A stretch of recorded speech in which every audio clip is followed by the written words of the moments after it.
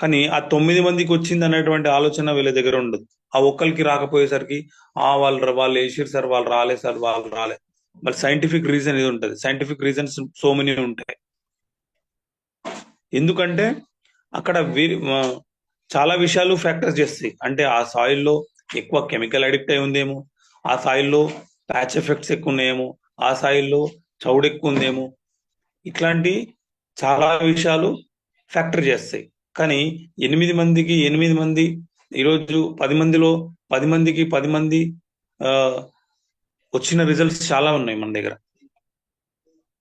నేనైతే ఈ 3 సంవత్సరాల్లో నోటీస్ చేసినటువంటి విషయం ఇది. ఇద్దరికి రిజల్ట్ రాకపోవచ్చు, బట్ అది కూడా సెకండ్ సీజన్ థర్డ్ సీజన్ కల్లా చాలా మంది సాయిల్స్ రికవరీ అయినాయి. అంటే 2వ సంవత్సరం 3వ సంవత్సరం కంటే, ఫస్ట్ సంవత్సరం కంటే వాళ్ళు 2వ సంవత్సరం కూడా మళ్ళీ వేసిర్రు, వాళ్ళ సాయిల్స్ మంచి రిజల్ట్స్ వచ్చినాయి. ఫస్ట్ ఇయర్ రాకపోవచ్చు result, but second year third ఇయర్కి వచ్చేసరికి అదే సాయిల్లో మంచి రిజల్ట్స్ వచ్చినాయి. చాలా విషయాలు ఉన్నాయి. మళ్ళా మనం చాలా మంది రైతుల నుంచి ఈ ఆ, ఈ అనుభవాన్ని పొందడం జరిగింది. నేను ఫస్ట్ ఇయర్ వేసిన సార్ మంచి రాలేదు, నాకు ఏం రాలేదు, కానీ సెకండ్ ఇయర్ వేసరికి మనకు చాలా మంచి రిజల్ట్ వచ్చింది సార్ అని చెప్పడం జరిగింది. దానికి కారణం ఏంటంటే, దానికి కారణం ఏంది, భూమిలో కర్బన శాతం ఏదైతుందో అది పెరగకపోవడం, కర్బన శాతం మొత్తం జీరో అయిపోవడం. ఇప్పుడు భూమిలో ఎక్కడైతుందో, భూమి ఫర్టిలైజర్స్ బాగా వాడేటువంటి వ్యక్తులు సాయిల్ ఏమైతుందంటే దానిలో అసలు కర్బన శాతం అనేది మొత్తం డెడ్ అయిపోయి అది కేవలం ఫర్టిలైజర్ పైన డిపెండ్ అవుతుంది. అది ఫర్టిలైజర్ లో అంటే డిఏపిలో యూరియాలో దొరికేటువంటి కర్బన శాతాన్ని తీసుకొని అది పంట ఇవ్వడం జరుగుతుంటది. అట్లాంటి మనది ఏదైతే ఉందో మనది ఆ సమయంలో పనిచేయకపోవచ్చు. బట్ ఒకసారి అది ఫస్ట్ ఇయర్ పనిచేయకపోవచ్చు, బట్ సెకండ్ ఇయర్ అదే విధంగా కంటిన్యూ చేస్తే మాత్రం అద్భుతమైన రిజల్ట్స్ వస్తాయి. కర్బన శాతం పెరిగి అద్భుతమైన రిజల్ట్స్ వచ్చినటువంటి ఫార్మర్స్ చాలా మంది ఉన్నారు. సో మనం మరి మన అగ్రి ప్రొడక్ట్స్ ని ఎట్లా సజెస్ట్ చేయాలి, అసలు దేనితోటి సజెస్ట్ చేయాలి అనేటువంటిది మనం చూద్దాం. స్టార్టింగ్ నుంచి మనం ఏమేమి సజెస్ట్ చేయాలి, ఏ విధంగా సజెస్ట్ చేయాలి అనేది చూసుకున్నట్లయితే,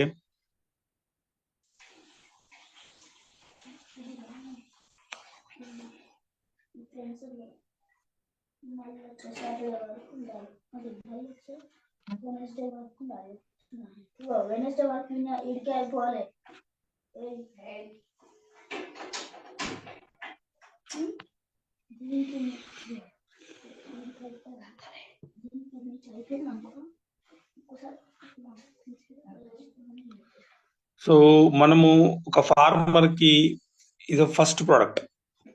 ఈ ఫస్ట్ ప్రోడక్ట్ ఏంటంటే అగ్రి ఆక్వాజెల్. ఈ అగ్రి ఆక్వాజెల్ తోటి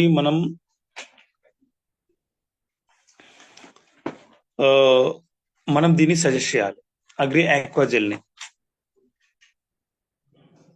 అగ్రి ఆక్వాజెల్ ని సజెస్ట్ చేయడం వల్ల మనకి జరిగే బెనిఫిట్ ఏంటంటే, ఒక రైతుకి చాలా రకాల బెనిఫిట్స్ జరుగుతాయి. ఎన్ని రకాల బెనిఫిట్ జరుగుతాయో మనకి ఇక్కడ చూడొచ్చు. ఇక్కడ సేవ్ యువర్ క్రాప్, రెయిన్ఫాల్. దేని నుంచి అంటే రెయిన్ఫాల్ అంటే వర్షం ఎక్కువ తక్కువ వచ్చినప్పుడు కూడా మనకి వాతావరణంలో ఎట్లాంటి మార్పులు వచ్చినా కూడా మనకి ఇది కంట్రోల్ చేస్తుంది అగ్రి ఆక్వాజెల్. తర్వాత భూమిలో మాయిశ్చర్ ని మెయింటైన్ చేస్తుంది.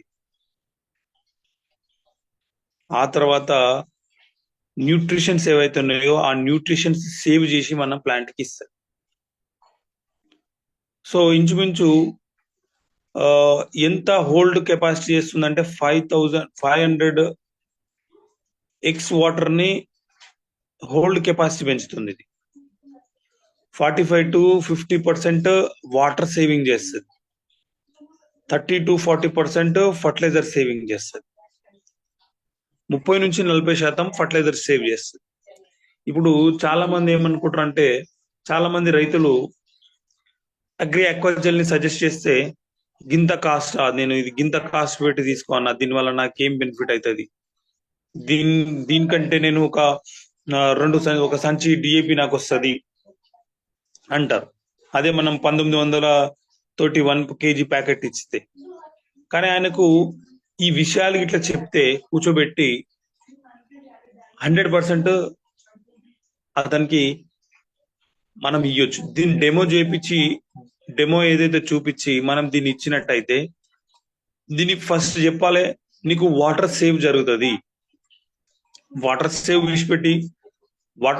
విడిచిపెట్టి మనకి ఇప్పుడు ఏదైతే నారుమడి ఉందో ఈ నారుమడిలో ఇట్లా మనం దీన్ని అప్లై చేపిస్తే ఈ చలికాలంలో చాలా ఎఫెక్టివ్ ప్రాబ్లమ్స్ వస్తాయి.